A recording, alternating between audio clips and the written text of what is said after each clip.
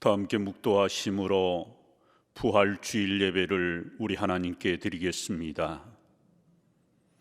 그리스도께서 죽은 자 가운데서 다시 살아나셨다 전파되었거늘 너희 중에서 어떤 사람들은 어찌하여 죽은 자 가운데서 부활이 없다 하느냐. 만일 죽은 자의 부활이 없으면 그리스도도 다시 살아나지 못하셨으리라. 아멘.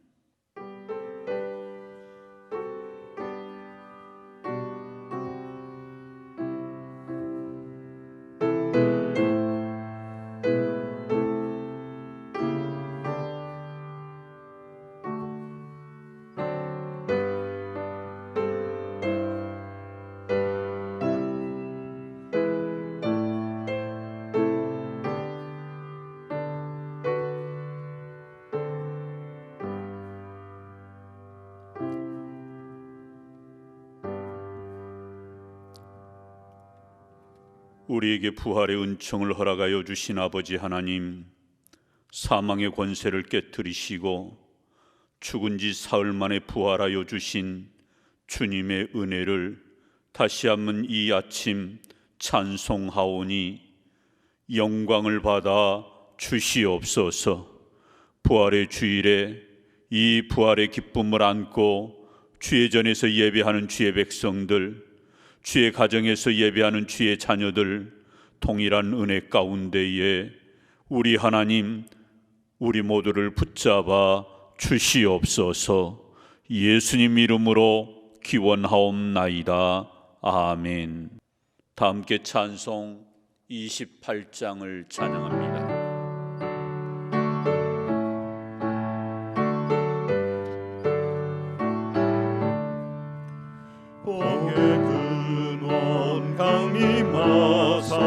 찬송하게 하소서. 한량없이 정의하신 증량할 길 없도다. 천사들의 찬송가를 내게 가르치소서. 구속하신 그 사랑을 항상 찬송합니다. 주의 크신 도움 받아 이때까지 왔으니 이와 같이 천국에도 이르기를 바라네. 하나님의 품을 떠나 죄에 빠진 우리를 예수 구원하시려고 보혈을 흘려주셨네. 주의 귀한 은혜 받고 일생 빚진 자에게 주의 은혜 사슬 내사 나를 젖게 매소서. 우리 맘은 연약하여 범죄하기 쉬우니 하나님이 받으시고 정복인을 지소서. 아멘. 말씀으로 온 세상 만물을 창조하시고 인간의 생사화복을 주관하시는 전능하신 하나님 아버지, 오늘 거룩하고 복된 주님이 다시 살아나신 부활주일, 세상에 있던 우리를 주님 전으로 인도하여 주시고 예배 드릴 수 있도록 믿음과 건강을 주심에 감사와 찬양과 영광을 올려드립니다. 신종 코로나19로 인하여 주님 전에 나와서 예배 드리지 못하고 그동안 온라인 영상 예배와 가정 예배로 대체하여 드렸습니다. 성전에 모여 공예배로 드림이 얼마나 기쁘고 소중한가를 깨달았습니다. 전 세계로 확산되고 있는 코로나19 바이러스가 하루빨리 소멸되게 해주시고 모든 일상이 정상적으로 회복될 수 있도록 은혜를 베풀어 주옵소서. 말씀과 기도로 우리의 약한 심령을 회복시켜 주시고 성령 충만함으로 하나님과 동행하는 삶을 살아가게 하여 주시옵소서. 하루빨리 치료의 백신이 개발되어 이 재난을 극복하게 하시고 수출입이 자유로워지게 하시고 경제가 회복되게 하여 주시옵소서. 치유의 하나님, 코로나19로 고통당하고 있는 전 세계와 대한민국의 한우들을 치료하여 주시고 불철주야 수고하는 방역당국과 의료진들에게 건강을 주시고 하나님의 위로와 사랑을 더하여 주시옵소서. 이 시간 주님의 말씀을 대언하시는 오영선 담임 목사님에게 신원의 강건함을 주시고 지혜와 권능과 능력을 주셔서 목회를 위하여 구상하는 기도의 제목들이 다 이루어지게 하여 주시옵소서. 선포되는 말씀을 통하여 은혜 받게 하시고 형통하고 복된 길로 인도하여 주시며 세상의 모든 염려, 걱정, 근심 사라지게 하여 주옵소서.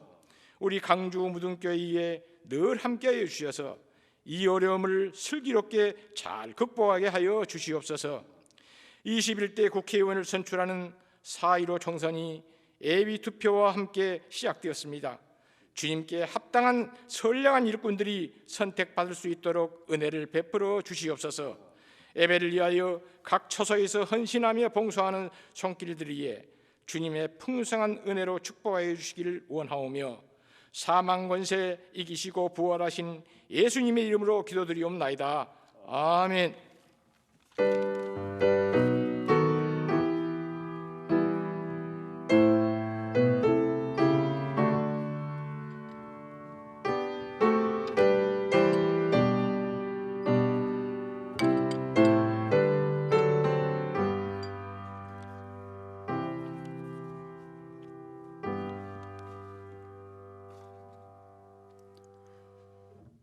오늘 우리에게 주신 하나님의 말씀은 고린도전서 15장 20절에서 22절까지 우리 함께 봉독하십시다. 그러나 이제 그리스도께서 죽은 자 가운데서 다시 살아나사 잠자는 자들의 첫 열매가 되셨도다. 사망이 한 사람으로 말미암았으니 죽은 자의 부활도 한 사람으로 말미암는도다. 아담 안에서 모든 사람이 죽은 것 같이 그리스도 안에서 모든 사람이 삶을 얻으리라. 아멘. 사랑하는 성도 여러분, 오늘도 영상으로 문안을 드립니다. 한 주간 어떻게 잘 보내셨는지 모르겠습니다. 아직도 코로나가 전 세계적으로 창궐하는 이때에 마음 편히 우리가 일상을 살아가지 못하고 있는 것 같습니다. 또한 이렇게 주의 날, 주의 성전에 나와서 예배하지 못한 우리 성도들의 가정 가운데에 우리 하나님께서 동행하시고 은혜 주시어서 넉넉히 여러분들을 이겨내는 우리 성도들이 되시기를 바랍니다. 우리가 부활절 인사는 해피 이스터 이렇게 인사하는데 우리 가족들끼리 한번 인사 한번 하십시다. 행복한 부활절입니다. 해피 이스터. 한 번씩 서로 축복하시기를 바랍니다. 이 시간 몇 가지 교회 생활 알려드리겠습니다. 오늘은 예수님의 부활을 축하하는 부활주일입니다. 우리 교회에서는 7주 만에 현장 예배로 2부와 3부 시간에 예배하고자 합니다. 우리 그동안 동참하지 못하셨던 분들 오늘 나오셔서 예배할 때 질병관리본부에서 요구하는 7대 수칙에 따라서 우리가 예배하고자 하는데 우리 적극 협조해 주시기를 바랍니다. 또한 부활의 기쁨을 가지고 살아가는 우리의 삶이 되기를 위해서 늘 하나님의 말씀을 가까이 하고 주의 성전을 가까이 하고 또 기도하는 삶을 게을리하지 않기를 바랍니다. 그동안 드리지 못한 예물과 부활절 헌금 함께 준비하여서 이번 주에 드려주실 때 이 헌금 가운데 1,000만 원은 이 코로나19로 인하여서 어려움을 당한 사회적 약자들에게 전달하고자 합니다. 또한 코로나19로 인하여서 가정에서 예배 드려주시는 우리 성도님들 그 자리에서 드리는 예배도 굉장히 귀한 것입니다. 성전에서 드려지는 예배나 가정에서 드려지는 예배가 동일한 것임을 알고 우리 영과 진리로 예배해 주시기를 바랍니다. 또한 우리 오늘 교회 나와서 예배하시는 우리 모든 성도님들 반드시 교회에서 출발하실 때는 마스크를 착용하고 오시고 교회 현관 입구로 오셔서 우리 발열 체크하시고 또 명단을 작성하시고 그래서 본당 안으로 들어오실 때는 지정된 장소에 꼭 앉아 주시면 대단히 감사하겠습니다. 또 예배가 끝나는 시간까지 마스크는 착용해 주시기를 바라고요. 또 나가실 때도 사회적 거리 2m 간격을 유지하시면서 뒷자리서부터 순서적으로 나가주시면 대단히 감사하겠습니다. 아울러서 우리가 현장 예배를 드리지 못한 그때까지 우리는 한 주간 계속해서 릴레이 한 끼 금식 기도를 하고자 합니다. 일주일에 딱 한 번 내가 정해진 날 그 시간에 금식하는 것인데 우리 함께 동참해 주시기를 바라고 기도하실 때 나라와 민족을 위해서 교회를 위해서 또 우리 가정과 또 우리 개인의 신앙을 위해서 늘 잊지 않고 기도해 주시기 바랍니다. 또 계속해서 말씀 대행진 우리 평일에 그리고 주일에 이 성경을 읽어가는 이 일에 우리 적극적으로 동참해 주시기를 바랍니다. 결혼하는 가정이 있습니다. 303구역에 이경민 장로님과 김순희 권사님의 장녀가 되는 이귀연 양 강우성 군과 2주간 토요일입니다. 18일 오후 5시인데 드메르 웨딩홀에서 예식이 있는데 많이 축하해 주시기 바랍니다. 또 축하할 가정이 있습니다. 107구역에 김향미 집사님, 오성규 집사님 가정에 귀한 딸을 얻으셨습니다. 우리 김성신 권사님에게는 득외손녀가 되겠습니다. 축하드립니다. 오늘은 전 세계가 지키는 부활주일입니다. 기독교의 최대 명절이기도 합니다. 우리가 신앙생활하면서 반드시 이 부활주일에 우리가 고백해야 될 신앙이 있다면 그것은 다름 아닌 우리 예수님이 죽은 지 3일 만에 사망 권세를 깨뜨리시고 부활하셨다라고 하는 이 부활에 대한 신앙 고백, 이것이 우리 모두에게 반드시 있어야 할 것입니다. 왜냐하면 이 부활 신앙은 우리 기독교의 핵심이기 때문입니다. 그렇다면 마땅히 우리가 부활에 대해서 분명한 신앙 고백을 하려면 부활을 알아야 한다라는 거지요. 그런 의미에서 우리는 부활이라는 단어를 명확하게 알아야 합니다. 흔히 우리가 부활 그러면 죽었다가 살아나는 것, 이것을 부활이라고 말하는데 사실 이 부활과 유사하게 쓰여지는 단어들이 있지요. 회생, 소생, 부생, 이런 단어들입니다. 그런 의미에서 부활과 그리고 부활과는 좀 다른 이 소생이라는 단어를 우리는 엄연히 구분해서 사용해야 할 것입니다. 부활이 무엇입니까? 죽었다가 다시 살아나는 것, 이것을 부활이라고 말합니다. 그렇다면 실제적으로 성경에 보면 예수님이 죽었다가 다시 살아나셨는데 예수님뿐만 아니고 다른 사람들도 죽었다가 다시 살아난 그런 경우의 사람들이 있지요. 누가 그렇습니까? 우리가 잘 아는 대로 나인성 과부의 아들, 그리고 회당장 야이로의 딸, 그리고 죽은 지 나흘 만에 살아난 나사로, 이 사람들도 죽었다가 다시 살아난 것입니다. 그렇다면 이 죽었다가 다시 살아난 나인성 과부의 아들이나 야이로의 딸이나 나사로를 부활이라고 말하는가? 그렇지 않다는 것입니다. 이러한 사람들의 다시 살아난 것은 소생이라고 말하는 겁니다. 그런 의미에서 소생이라는 단어는 죽었다가 다시 살아나서 얼마간 살다가 다시 죽는 것을 소생이라고 말하는 거예요. 그러면 부활은 무엇입니까? 부활은 죽은 자가 다시 살아나서 영원히 죽지 않는 것, 이것을 가리켜서 부활이라고 말합니다. 다시 한번 정리합니다. 소생은 죽었다가 살아나서 얼마 동안 살다가 다시 죽는 거예요. 그래서 야이로의 딸도 또 나인성 과부의 아들도 그리고 죽은 지 나흘 만에 살아난 나사로도 얼마간 살다가 결국 육체적인 죽음을 또다시 맞이했던 거예요. 그래서 이들의 죽음은 부활이 아니라 소생이다라는 겁니다. 그런 의미에서 우리 예수님의 죽으심과 다시 살아나는 것은 정확하게 말하면 부활인 거죠. 죽었다가 다시 살아나셨는데 또 죽는 어떤 상태가 아니라 영원히 사는 존재로 우리 예수님은 부활하신 것입니다. 그래서 오늘 본문의 말씀 20절에 보면 이 예수님의 부활을 가리켜서 뭐라고 말씀하는가? 부활의 첫 열매라고 말씀을 해요. 우리 한번 같이 읽습니다. 그러나 이제 그리스도께서 죽은 자 가운데서 다시 살아나사 잠자는 자들의 첫 열매가 되셨도다. 아멘. 예수님이 부활의 첫 열매가 되셨도다. 여러분, 이 첫 열매라고 하는 것에는 두 가지의 의미가 있습니다. 첫 번째로는 이 첫 열매는 하나님의 것임을 말씀합니다.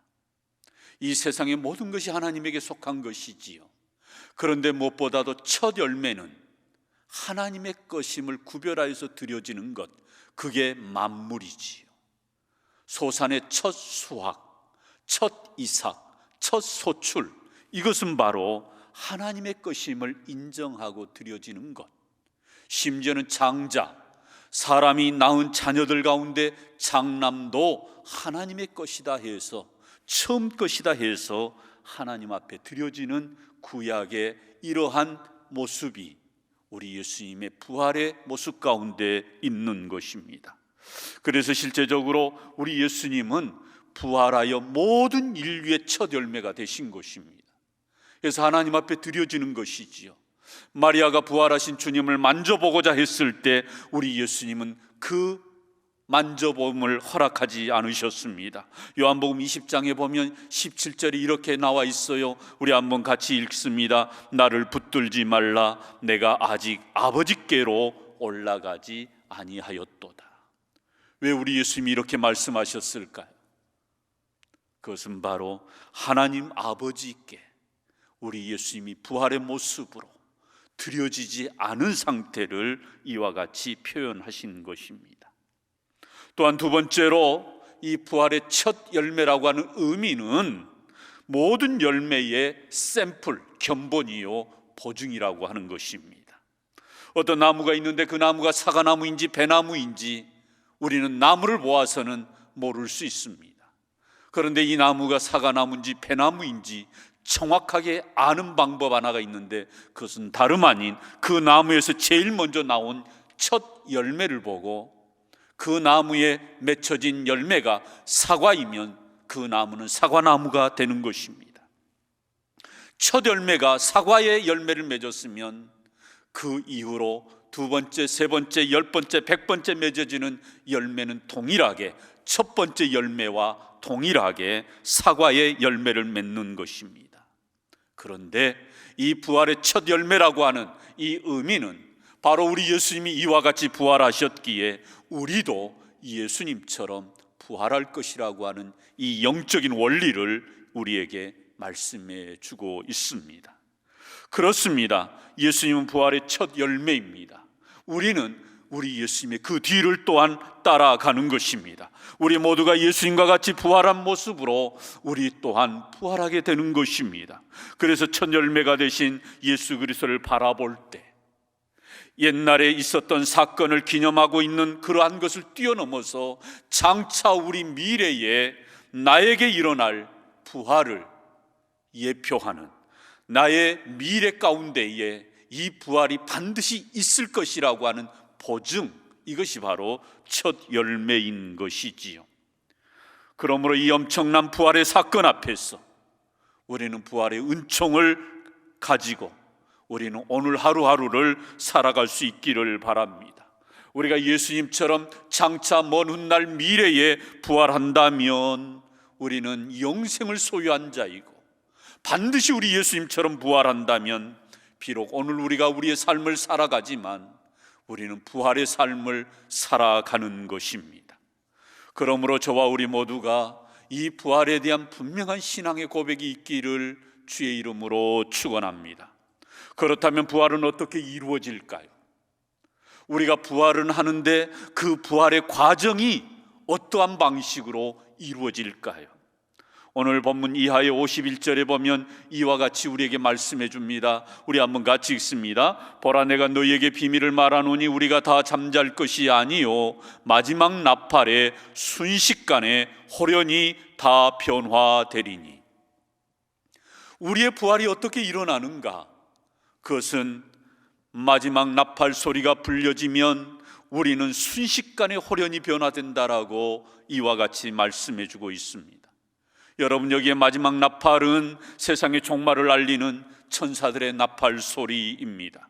즉 우리 예수님이 재림으로 이 땅에 오실 때에 나팔 소리가 온 천하에 울려 퍼지게 되고 그 마지막 나팔 소리와 함께 우리는 순식간에 눈 깜짝할 사이보다도 더 짧은 그 찰나적인 시간에 우리는 호련히 변화된다는 것입니다.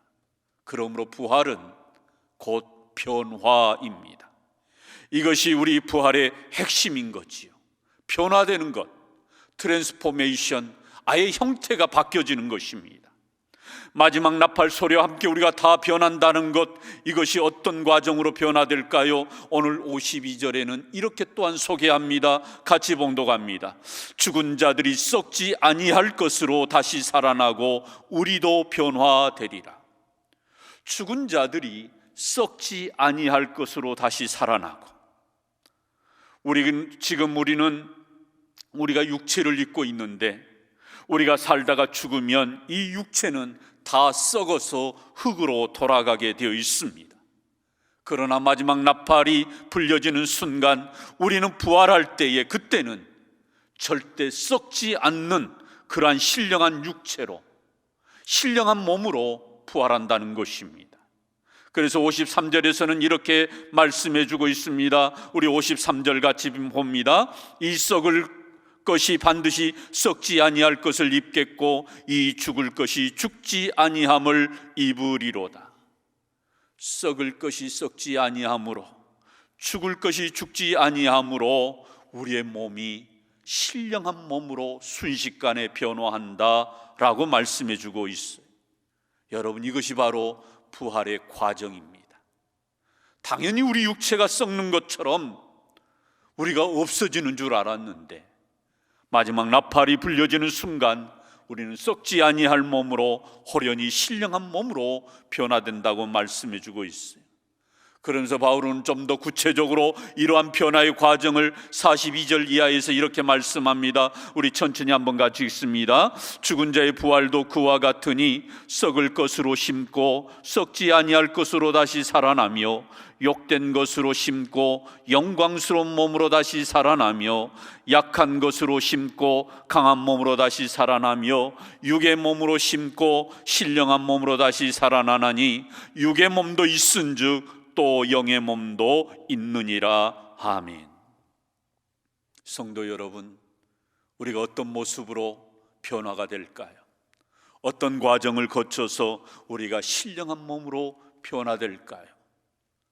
우리가 그 순식간에 변화되어지는 것을 우리가 정확하게 우리가 표현하고 느껴질 수는 없는 것이지만 바울의 증언을 통해서 우리 하나님은 분명하게 말씀해 줍니다. 썩을 몸이 썩지 아니할 몸으로, 육의 몸이 영의 몸으로, 영광스러운 몸으로, 약한 몸이 강한 몸으로, 우리 육의 몸이 신령한 몸으로 순간적으로 변화되는 것, 이것이 바로 뭐예요? 부활이라는 거예요.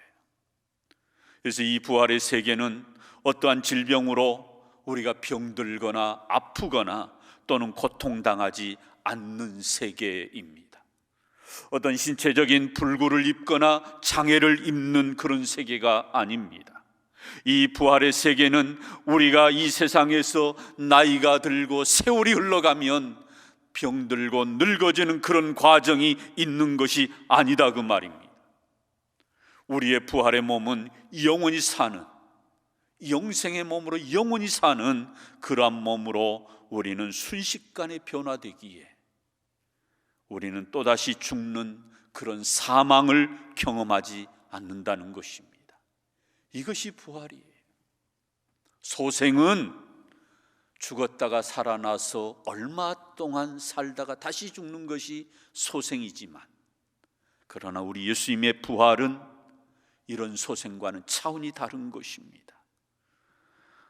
죽었다가 다시 살아나셨는데 영원히 죽지 아니할 몸으로, 썩지 아니할 몸으로 순식간에 변화되는 거예요. 그렇다면 사랑하는 성도 여러분, 우리는 왜 이렇게 변화되어야 될까요? 영원한 세계에서 영원히 살려면 우리의 지금의 육체, 이 육체 가지고는 영원한 세계에서 살 수가 없기 때문입니다. 부활의 몸은 영원히 사는 세계에서 영원히 사는 몸으로 변화되어지는 것, 이것이 바로 우리의 부활의 몸인 것이지요. 여러분, 우리 육체를 가지고 저 영원한 세계에서 사는 데는 한계가 있는 것입니다. 그래서 이와 같이 약한 몸이 강한 몸으로, 육의 몸이 영의 몸으로, 욕된 몸이 영광스러운 몸으로, 썩을 몸이 썩지 아니할 몸으로 변화되는 거예요. 영원히 저 하나님의 나라에서 살려면 이 부활체를, 이 부활의 몸을 입지 않고서는 결코 살 수가 없는 것입니다. 그렇다면 부활의 이러한 과정 가운데서 우리가 부활되어지는 것이 앞으로 장차 먼 미래에 우리에게 예비되어 있다면 우리는 어떻게 살아야 될까요? 오늘 이 시대를 살면서 우리는 이 부활의 신비를 아는 자답게 우리는 이 부활을 사모하고 이 부활을 우리는 경험하며 살아갈 수 있기를 원합니다. 예수님이 붙잡히셨을 때 제자들은 다 뿔뿔이 흩어지고 도망쳤습니다. 예수님이 가장 사랑했던 제자 베드로 역시 예수님을 3번씩이나 모른다고 부인하고 그는 도망갔습니다. 그런 그가 어떻게 다시금 복음을 전하게 되었습니까? 그런 그가 어떻게 십자가에 거꾸로 매달려서 순교를 했습니까? 베드로가 그의 삶에서 완전히 180도로 바뀌어진 것은 부활하신 주님을 만났기 때문에 그의 삶이 완전히 다시금 바뀌어져서 도망갔던 베드로가, 예수님을 모른다고 부인했던 베드로가 이제는 예수 그리스도를 증거하는 자의 삶을 살아내었던 것입니다. 뿐만 아닙니다. 11 제자 다 모두가 예수님을 버리고 도망갔었지만 부활하신 주님을 만나고 그들 역시 베드로와 같이 순교의 삶으로 그들의 생을 마감한 거예요. 어떻게 그들이 예수님을 부인하고 도망갔는데 이렇게 순교까지 할 수 있었습니까? 부활하신 주님을 만났기 때문에, 부활의 주님을 경험했기 때문에 그들의 인생이 송두리째 바뀌게 된 것입니다. 오늘 본문을 기록하고 있는 이 바울도 교회를 핍박했던 사람이었는데, 그래서 그는 철저하게 율법을 붙들고 살았던 삶을 살았었는데 부활하신 예수 그리스도를 만나고 그의 인생은 완전히 바뀌어서 사울에서 바울의 인생으로 바뀐 인생으로 그는 오히려 이제는 부활의 주님을 증거하며 살았음을 우리는 기억하고 있습니다. 그렇습니다. 부활을 경험한 수많은 제자들은 이제는 부활을 증거하는 자의 삶으로, 부활을 소망하는 그러한 삶을 살아내었던 그런 인생을 살아간 것입니다. 예수님의 제자이면서 예수님의 동생이었던 야고보를 기억하십니까? 저 신약 끝부분에 보면 야고보서라고 하는 그 책이 있는데 그 책을 기록한 저자가 바로 야고보이지요. 이 야고보는 다름 아닌 예수님의 친동생입니다. 함께 형제로 살아왔어요. 어린 시절을 형님 예수님과 함께 보내왔습니다. 그런데 어느 날 형님이, 예수님이 하늘에서 온 하나님의 아들이라고 말할 때에 이 야고보는 혼란스러울 수밖에 없었어요. 어린 시절부터 같이 자랐고 같이 놀았고 형님의 그러한 모습을 누구보다도 가까이 보았던 이 야고보가 하나님의 아들이라고, 하늘에서 온 자라고 말씀하실 때 이 야고보는 형님이 미쳤다라고 생각한 것입니다. 그리고 이 형님을 외면해 버렸습니다. 그런 야고보가 어떻게 예수님의 제자가 되고 나중에는 예수 그리스도를 증거하다가 결국 그도 순교를 당하여서 이 땅을 떠나게 되었을까요? 바로 하나님의 아들이라고 그렇게 말씀하셨던 형님이 바로 부활의 주님이요 이 땅에 보냄받으신 메시아임을, 그리스도임을 그가 만났기 때문에 부활하신 주님을 통하여 다시 한번 자기 형님이 메시아요 그리스도임을 알게 되었고, 그래서 그는 기꺼이 형님이 미친 것이 아니라 하나님의 아들이요 그리스도임을 고백하고 이 부활의 주님을 증거하다가 결국 야고보는 순교하였던 것입니다. 여러분, 어떻게 이 야고보가 이렇게 바뀔 수 있었을까요? 부활하신 주님을 만나고 이 부활의 신앙을 갖고 살아감으로 그의 인생이 이렇게 바뀐 것입니다. 그래서 오늘 본문에서도 바울은 부활의 신비를 깨달았고 나서 그가 오늘 본문 이전에 13절 이하에서 이렇게 고백합니다. 우리 한번 같이 봉독하십시다. 만일 죽은 자의 부활이 없으면 그리스도도 다시 살아나지 못하셨으리라. 그리스도께서 만일 다시 살아나지 못하셨으면 우리가 전파하는 것도 헛것이요 또 너희 믿음도 헛것이며 너희가 여전히 죄 가운데 있을 것이요 다만 이 세상의 삶뿐이면 모든 사람 가운데 우리가 더욱 불쌍한 자이리라. 아멘. 이 부활의 세계, 이 부활의 신비한 것을 경험했던 바울도 마침내 아하, 죽음 이후에 다시 사는 부활이 있구나, 이것을 그가 깨닫고 난 나머지 그는 이렇게 고백한 것입니다. 부활하신 주님을 만나고 난 다음 그는 이렇게 부활을 말하고 있는 거예요. 만약 부활이 없다면 예수님은 하나님의 아들이 될 수 없다. 만약에 부활이 없다면 예수님은 우리의 구원자가 되실 수가 없다. 만약에 부활이 없다면 예수님은 결코 우리의 경배의 대상이 될 수가 없다라는 것입니다. 한 종교의 교주가 될 수 있을런지는 모르지만 내가 곧 길이요 진리요 생명이라고 하는 이 예수님의 이 선언적인 말씀은 결코 진리가 될 수 없다라는 거예요. 예수님의 이 부활이 없으면 우리 기독교는 한낱 윤리 종교에 불과할 것입니다. 예수님의 부활이 없으면 굳이 우리가 이 시간 이렇게 하나님께 예배할 필요가 없다라는 것입니다. 만약에 우리에게 부활이 없다면 모든 것이 허무하다는 것이지요. 그래서 바울은 말합니다. 이 세상의 삶뿐이면, 무슨 얘기예요? 우리가 사는 세상 이것으로 우리의 인생이 끝난다면 우리의 인생은 허무요 절망이요 우울하다라고 고백한 것입니다. 평생 대학생 선교를 위해서 헌신했던 로슈 맥도르라고 하는 분이 이런 유명한 말을 했습니다. 예수 그리스도의 부활이 사실이 아니라면 기독교는 인류 역사상 최고의 사기극이다. 만약 부활이 사실이라면 부활을 알지 못한 사람들에게는 최대의 비극이 될 것이다. 정말 옳은 말입니다. 빌리 그리암 목사님께서도 이 부활에 대하여서 늘 설교를 자주 하셨는데 수많은 사람들에게 전도 설교를 할 때 항상 부활에 대하여서 증거하셨습니다. 집회가 끝나고 한 기자가 찾아와서 이 빌리 목사님에게 질문했습니다. 당신은 하나님을 증거하는 사람인데 하나님이 살아있다는 증거가 어디 있습니까? 당신이 하나님을 증거하는 사람인데 그렇다면 하나님이 살아있다는 그 어떤 증거가 있습니까? 이렇게 기자가 질문했을 때 이 빌리 목사님 빙그레 웃으면서 이렇게 대답했다고 합니다. 나는 하나님의 증거를, 하나님을 증거하는 필요를 느끼지 않습니다. 나는 오늘 아침에도 30분 동안 그분과 함께 교제하였습니다. 그리고 당신에게도 오시기를 원하십니다.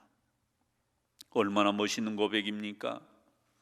부활하신 주님, 그 주님과 매일 아침 30분씩 교제하는 삶, 이러한 삶을 살아갔던 빌리 목사님, 저는 이러한 신앙의 삶이 우리 모든 성도들의 삶이 되기를 주의 이름으로 축원합니다. 먼 훗날 반드시 우리도 예수님처럼 부활할 것은 사실이지만 그 부활을 앞당겨서 오늘 내 삶의 현장에서 이 부활이 나의 부활 되도록 우리는 늘 묵상하며 살아가는 우리 모든 성도들이 되시기를 주의 이름으로 축복합니다. 사랑하는 성도 여러분, 우리 개개인의 인생에 있어서 가장 드라마틱한 그러한 장면은 언제일까요?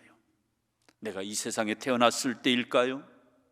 그때는 우리의 기억에 내가 어떻게 태어났는지, 어떤 모습이었는지 너무 어린 시절이기에 우리의 기억 속에는 없습니다.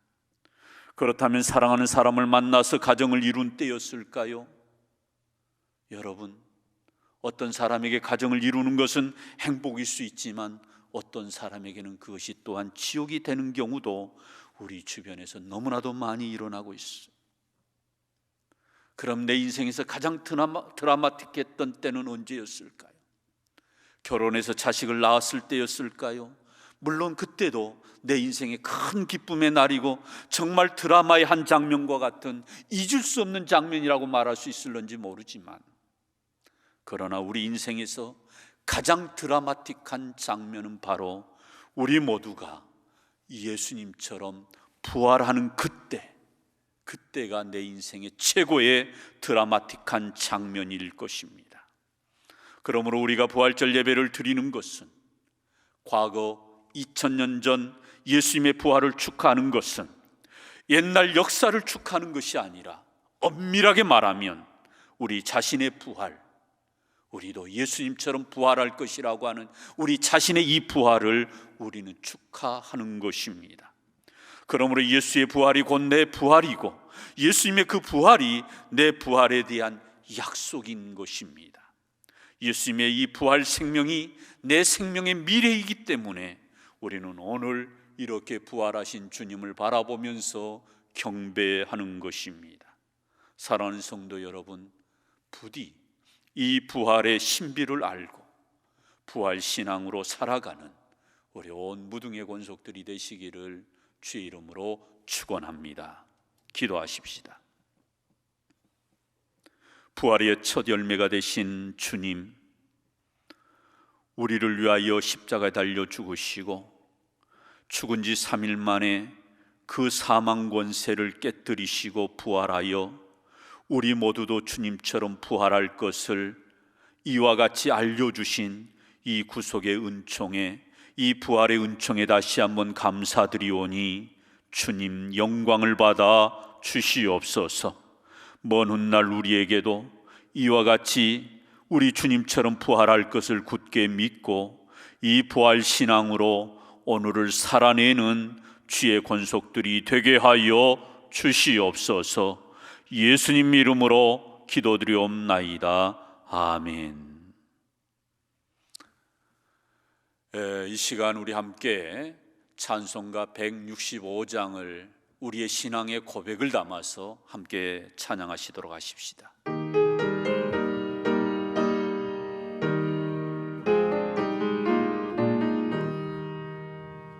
주님의 영광 다시 사신 주, 사망 권세 모두 이기시었네. 흰옷 입은 천사 돌을 옮겼고 누우셨던 곳은 비어 있었네.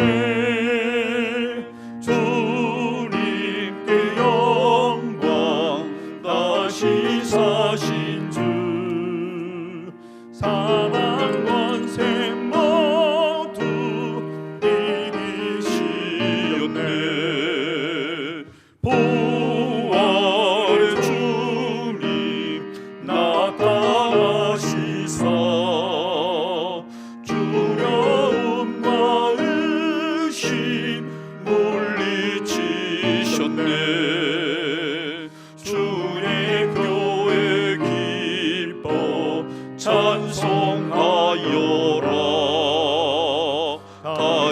사신 주님 죽음 이겼네 주님께 영광 다시 사신 주 사망 권세 모두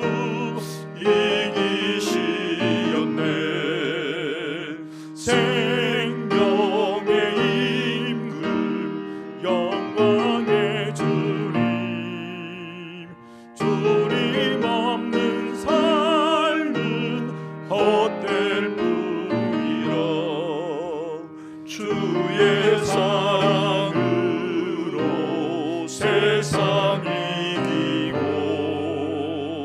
요단 건너 본향 가게 하소서 주님께 영광 다시 사신 주 사망 권세 모두